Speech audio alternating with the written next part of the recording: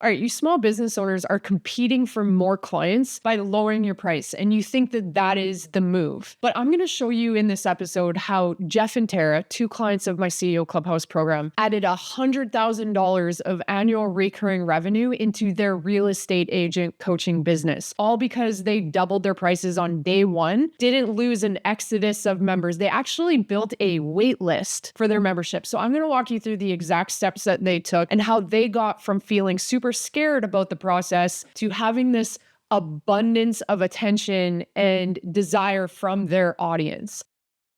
Now listen, I have felt this exact same way too. I've been a business owner for 18 years. I used to own a gym for 15 years, and I've owned this mentorship company for the past 5. I have felt terrified at many different points along my entrepreneurial journey about raising my prices. I know how you feel. You think that if you're going to put your prices up, your current clients are all going to walk out the door, go down the street to the next Joe Blow who runs the same type of business as you, and start working with them. And so you think that the only way to sign new clients into your business is to pull up everybody that's doing what you do and start looking through their rates and then just make yours lower. That's exactly what I did when I first opened my business. I pulled up all the gyms in town, pulled up their membership rates, and then I just priced mine lower than what the lowest membership was, even though what I was doing was completely different than any other fitness center within my small town. That left me operating at $35 a month for a coaching business, for a fitness coaching business, which is unheard of, especially in this day and age. The problem that then ensues is that when you undercharge and you underprice yourself, you have to focus on the volume of clients. But to some degree, the basis of how you have set up your business, how you've set up your model of delivery, it might not be able to sustain that volume of people. And that was the second problem that I ran into. You only have so many hours in your day. And depending on how you're delivering, you will reach a ceiling to where you cannot bring on more people. Therefore, you can't make more money without hiring more people or completely changing the model. Now, in my case, the easier option at that point was to raise my rates. And I went from $35 to $60. And eventually we got all the way up to $250 a month. All to say, there is a time and place where raising your prices are appropriate. And there are other steps involved in the process. Have somebody to walk you through that process from start to finish, but understand that at the very base of it all is confidence, and it's scaring you because you just don't know what you don't know.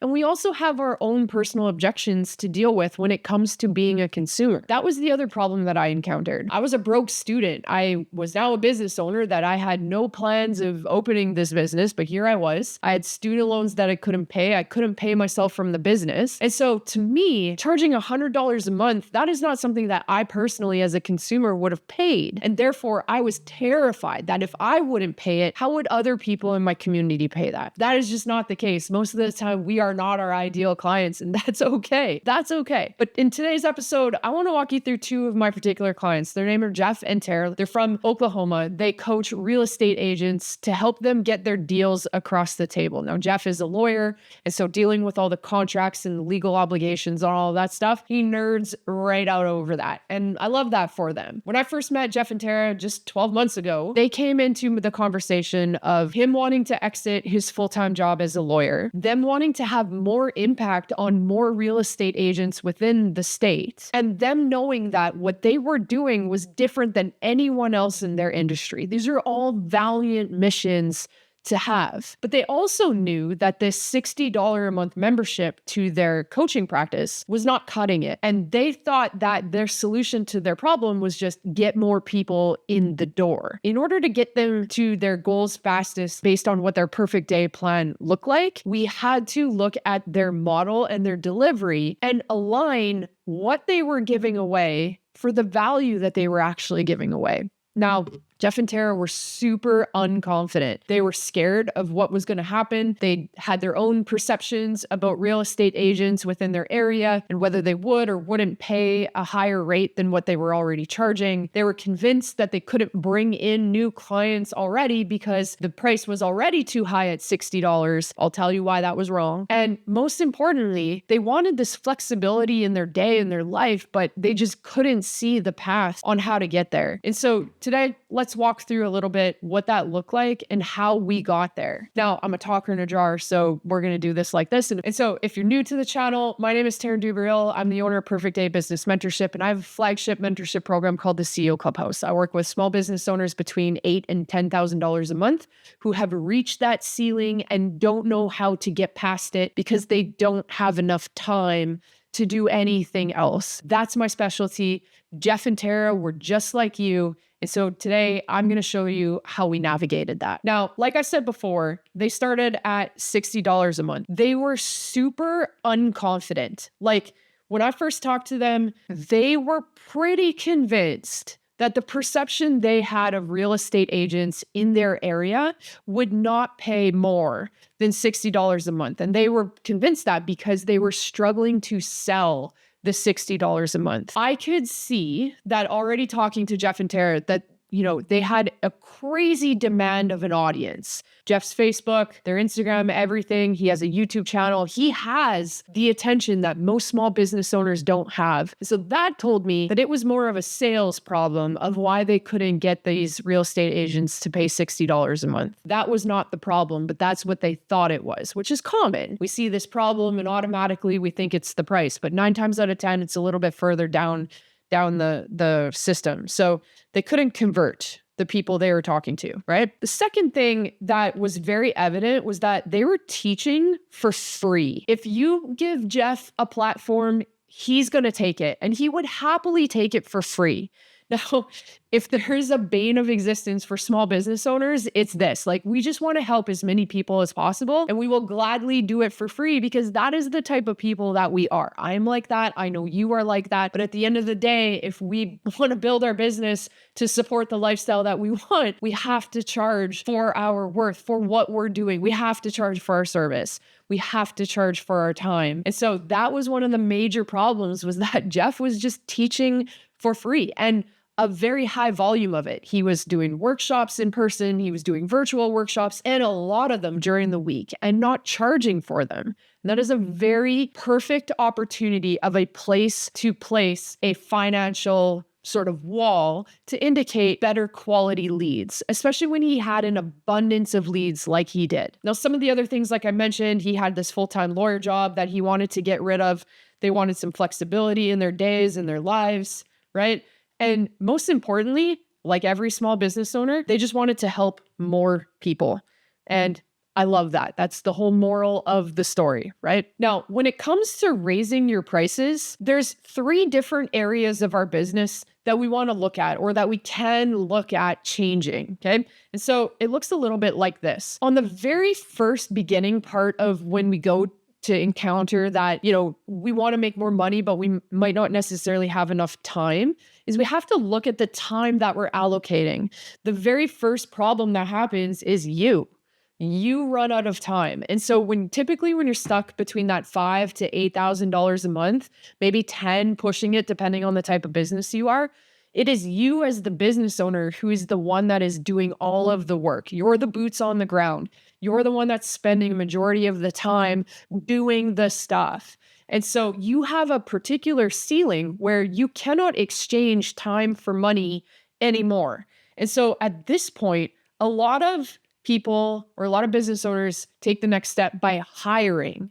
So they bring more people onto their team so that they can start to fill their calendars. And therefore we see an increase of revenue come through the business, which is great. The problem here is twofold. The first problem is your staff members now have their own ceilings. And 9 times out of 10, their ceilings aren't as high as yours. As the business owner, you're willing to work dawn till dusk. No problem. Don't have to ask.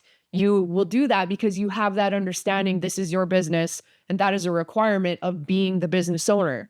But your staff don't operate like that. They have boundaries. They have lives outside of your business. They don't care about your business as much as you do. And so their ceiling tends to be a little bit lower, which at that point, the only solution is to continue hiring either more people, or we move on to one other area of the triangle I'm going to get through. It brings me to the second problem, which is most of us at this point become managers. We become managers of people. And I don't know about you, but when I started my business, being HR in my business was not something that I wanted to do. And I got caught in this problem. I built a full-time team of 7 or 8 individuals, but then I was dealing with human problems all the time. And as somebody who doesn't deal with empathy very well, I found that very exhausting and very difficult. And my leadership skills weren't growing as fast as my business was. And ultimately, this made me hate the model that I had built for my business. That is why Perfect Day Business Mentorship exists with me and 2 other individuals. I am the solopreneur behind this business. Not to say that you don't or won't make a great HR person in your own business, or that having a big team is not a bad thing. It absolutely can be a good thing if that's your jam. But that's the sacrifice that comes with playing this type of model. So if you want to make more money, but you don't want to change your prices, then you have to eliminate the ceiling that exists with your own time by bringing more people into the mix and keeping their ceiling growing and growing with more people. Okay. So the downfold here is you become a manager, which can be a good thing or a bad thing, depending who you ask. Okay. The second area that we can look in your business is what the delivery model looks like, depending on what type of business you operate and how you deliver that service to your clients. Now, in Jeff and Tara's case, they are a coaching business, a remote coaching and in-person coaching business, working with real estate agents from all over their state and the US. For them, they have a few different options that they can do. They could do some one-on-one. They could do like some semi-private in like super small groups, or they could just be a super group model. Let me make that smaller there. And that is where they operate. They are a group. And that's what Jeff wanted. They never saw their model looking any different. And knowing Jeff as I do, he definitely excels in that type of environment, being on a stage, talking to people and helping more people all at once. And that's cool. This is not an option for him when it came to making more money or doing it in more efficient ways. But changing the delivery of your service is absolutely an option. Now, in my fitness coaching business, we did a lot of group training right off the start, but then I went to one-on-one to try and get higher ticket prices in. And then we went to some semi-private training so that we could, in an understanding of service more people for higher amounts of money with less time. There's different models to your service. In Perfect Day Business Mentorship, I actually started the opposite way and went the other direction. I originally started working with my clients one-on-one, and now today the CEO Clubhouse exists in a group model, maybe a little bit of a hybrid model, but I'm like Jeff, I love talking to more people at once, being in front of a big group of people. That's my jam, and that makes me happy, okay? Now, the third option that we come to is the money, the price. And that is ultimately the third piece of the puzzle in how we can affect change to how much money we're bringing into our business, into our small business. We can do this 3 different ways. And this is going to reflect the volume of clients that you are going to push through your business. If you want a ton of people, a ton of clients, then we'll have a high volume model. And generally what happens as a flip side of that, the price is lower. So when we think about Jeff's model at $60 a month, this is the format he was trying to build around. Super high volume, low price means I'll get to my revenue goal in some way, shape, or form. We can have a medium volume for a medium price. This might be somewhere in the middle, $100 a month for half the amount of people that he was originally gearing towards to help us get to the goal. Or you can have a low volume of people and have a higher price point. So when we think about a one-on-one model, this is generally, or a high ticket model, this is generally how that operates. You need less clients at a higher rate of pay in order to achieve the money goals that you have. Time, when we factor into these things, means low time, medium amount of time, because we're probably going to have some sort of like hybrid model here, or super high amounts of time. That is like a secondary consideration to what type of volume of people I want coming through my business. Now, when I first spoke to Jeff, the goal was to get to $10,000 per month. That was their revenue goal. Operating at $60 a month meant they needed super high volume of people coming through the business. When we looked at these 3 opportunities for them on how they could affect the easiest amount of change with what is the lowest hanging fruit, it made the most sense to start with a price increase. And so the very first thing we did was talk about moving the prices to $130 a month. And I remember saying it to them, and the immediate look on their face is probably a lot of the feelings that you guys have when you think about your own business and your own pricing, because I went through the same emotions too when my mentor told me to raise my prices. Is holy crap, nobody is going to pay that. The problem for Jeff and Tara was they had the abundance of leads that they needed. They had the abundance of people to talk to. Their problem was actually in their sales process of how they took those people who were interested in working with them and turned them into paying clients. So that's a video for another day. But all in all, to show is that just because you might feel a very particular way about a pricing structure doesn't mean that it's the wrong pricing structure for your audience or your market. Most times, us as small business owners need to take off our consumer hats and put on our business owner hats. And that way, you'll understand that if you have these revenue goals that you want to get to, and you can factor in things like the amount of time you can have, the type of delivery you want to do that will keep you happy and how you're servicing your clients, and the price reflection of that point, all to help us get towards what we call our perfect day,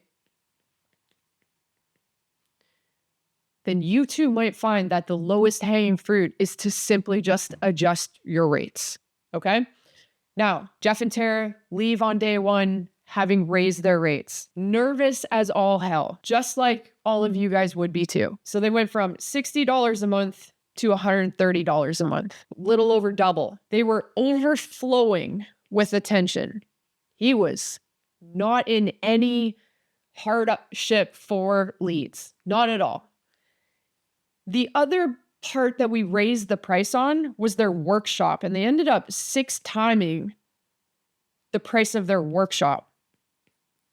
Something that went from $200 now became $1,800, which better reflected the value, the time that he was putting into that, and the outcomes that he was producing for the people who came to those workshops, which I think is awesome, okay? He was highly sought after. I should say is highly sought after. One of the coolest things was bringing in 270 leads in 24 hours on some of his social stuff that he puts up. So just to demonstrate, he's not hard up for attention. And the biggest thing that happens now is that people buy without him. And that didn't happen before. He had to be involved in that process because the process they were running was dripping people out of the sides left and right. And now he has a process in place that the attention that he's built and captured can now secure paying clients without needing him in the middle of it. And what that's resulted in is golfing on a Tuesday, on a random Tuesday, which I think is one of the best demonstrations of having ultimate flexibility in your business, that it's a random Tuesday morning and you can head out to the golf course and know that you are locking in clients on the back end. And that's Jeff and Tara's story. And so because of that in this past 12 months, they added in $100,000 of annual recurring revenue. They have taken their coaching business over $10,000 a month by simply doubling their rates, having a better way to convert those clients, and knowing just what to do with the attention. And the best part of it all, because money is great, but the best part of it all is he now has a wait list for his membership. All when they didn't think that the real estate agents would ever pay $130 a month for his coaching practice. And that is ultimately one of my favorite stories, because I know what it feels to feel unconfident about the price you're putting out into the market. We hate selling As small business owners, we just want to help as many people as we can. Selling sucks. It's not the reason why we got into doing what we do, but it's a part of the process and it's a skill we need to learn. And because of that, things like money and pricing and all of those things make it really complicated and make it feel super icky. When you can have a structured system to understand exactly what the steps are to create attention, to move people through your system without you having to be stuck in the middle of it, controlling all the chess pieces, to being golfing on a Tuesday morning and signing up clients while that's happening so that you can put 100K into your business like Jeff and Tara did, that is ultimately what it's all about.